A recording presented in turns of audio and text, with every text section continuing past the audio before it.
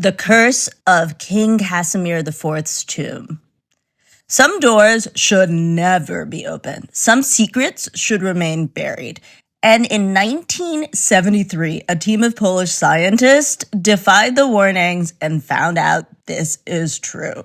So the tomb that we are drawing here was nearly 500 years old when in 1973, a team of scientists opened it. And after they opened it, 10 of them died. So what happened? Before we talk about that, let's just kind of understand this tomb. The person who was buried in it was King Casimir IV. And he wasn't just any ruler. He was one of the most powerful monarchs of the 15th century. Casimir IV ruled Poland and Lithuania for 4 decades, from 1447 to 1492.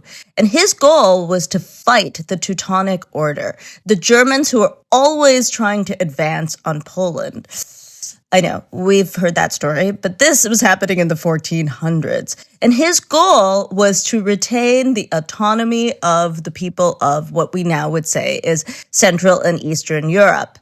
His sons would go on to rule multiple nations. And so he was not only a powerful man in his own right, but he was also the father of kings. But that's a whole nother video. So let's just focus on what we're looking at. In 1492, this great warrior king died, and he was entombed beneath Wawel Castle. So before we go to the castle, you might want to know, what was the world like in 1492? So in Poland, the king was being mourned. He was very well loved. In other places, for example, in Spain, they were funding the potentially Italian explorer Christopher Columbus to sail the ocean blue. And we know he didn't quite get to North America, but he did arrive on October 12th, 1492 in the Bahamas, forever changing the way society was created. He began the era of European colonialism. At the same time, in 1492, the last Muslim kingdom in Spain, Granada, fell to Catholic forces.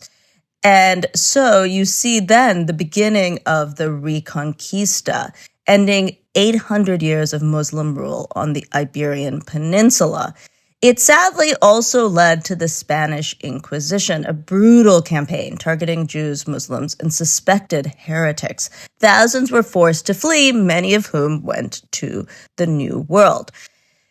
At the same time, in Italy, you're seeing the Renaissance. This is the time of Leonardo, who was learning new things. This was the beginning of humanism in Italy, and people were starting to really focus on learning instead of believing. And so you see, including people like the Polish scholar Nicholas Copernicus. This is also the time in the rise of the printing press, Johannes Gutenberg's great invention. These first few decades after the invention were very busy. People were basically publishing these ideas of science and philosophy and changing the world.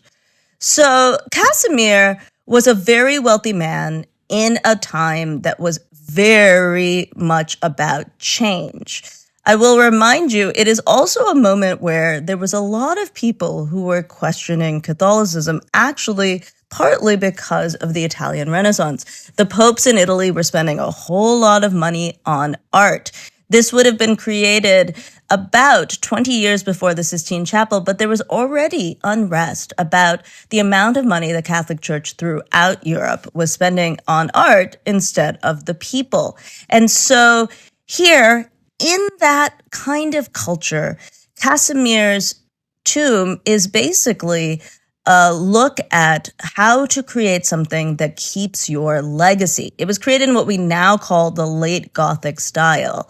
And don't think that this means that it was sort of retardataire or something that was seen as retro. It absolutely was not. This was the style of the moment. It was created to remind everyone that he was a man who was living in his time and getting the best of his moment. It was sculpted by a person named Veit Stoss, and he wanted to create a masterpiece to remind us of Casimir's eternal power to rule. Then above him, we have this enormous canopy, right? This is all of these vines that are going up and these pinnacles. It should remind you of a Gothic church because it is supposed to look like that. But the vines and the oak leaves are to symbolize eternal life and the continuity of the monarchy. It should also remind you the vines of the vines that are associated with Christianity and the Eucharist. Now, remember, this would be in a cathedral. It is in a cathedral, but it should also remind you that he has his own little sort of visual chapel around him. So he is bridging the eternal realm and the earthly realm. Finally, you might wonder, what are those shields at the bottom? And the shields are all sort of hanging out at the bottom, and there's little people who are hanging around them. So the one with the eagle was to represent Poland's sovereignty. That's the Polish eagle. The one that has a knight on horseback is to be a reference to Lithuanian, because he was the Grand Duke of Lithuania. And then the double cross and the figure, the person, is to symbolize the dynastic unity. He was, in essence, the person who connected Poland and Lithuania. It was about basically saying his legacy will endure beyond his lifetime, and these communities will be connected beyond his lifetime. There are also numerous angels that are in the columns, and that is really to remind us that he is amongst the angels now. And there are a number of Catholic saints, probably the most notable being Saint Stanislaus, the patron saint of Poland. And all of this would be in a cathedral, in this case, Wawel Cathedral, and it was aligned with the main altar, ideally reminding you that the altar and the transfiguration that happens during the Eucharist is in connection with the remains of this ruler. Ideally, you should remember he was fighting for Catholicism. He was on the side of faith. So, in summary, it was basically what you're looking at is to say, wow, that is a noble, just ruler who connected heaven and earth, connected Lithuania and Poland, and it is just and right that he is here in this cathedral, which symbolizes our faith as a nation. So, now, I know you were holding on to hear about the curse. So let's go back to the 1970s. In April of 1973, Polish archaeologists and scientists were granted permission to open the tomb. And what they found inside was shocking. His body was super decomposed, far more than expected for a body of 500 years. It also was something else inside. They didn't know it at the time. So they open it. This is the 70s. They are not using sort of hazmat gear or masks, and they have no idea what they have opened. Then 10 people die. And a lot of people say it is the curse of the tomb because he was such a powerful person and they had basically disturbed this wonderful human being. Turns out that is not at all what happened. Instead, what happened was that there was a fungus inside of it.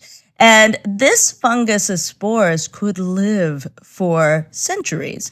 And so the Aspergillus flavus spores were in there. They had infested his tomb with this deadly fungus, and they were just hanging out, not having any problems as long as they were basically sealed within his tomb. However, once they were made airborne by the opening of the tomb, they basically infected the lungs of all the people who were there. And so 10 people died. Now, this is not actually a curse. It is, in fact, just probably because we know that when he was buried, he had been very quickly prepared for the tomb. And so, likely, there was moisture that was already in there were spores that were already in there, and nobody would have cared, right? Like, they wouldn't have mattered if we hadn't opened up the tomb. But since we did, we were stuck. But since we did, we were stuck. So next time that you hear about a curse in a tomb, one of the things I would invite you to do is to remember it is almost always not a curse, but just a sad, probably, story of history and science. Thank you very much for listening to Artlust. This has been in my series of object stories where we look at a particular object and then we tell a little bit about a fascinating story. Like, subscribe, tell your friends, and have a great day.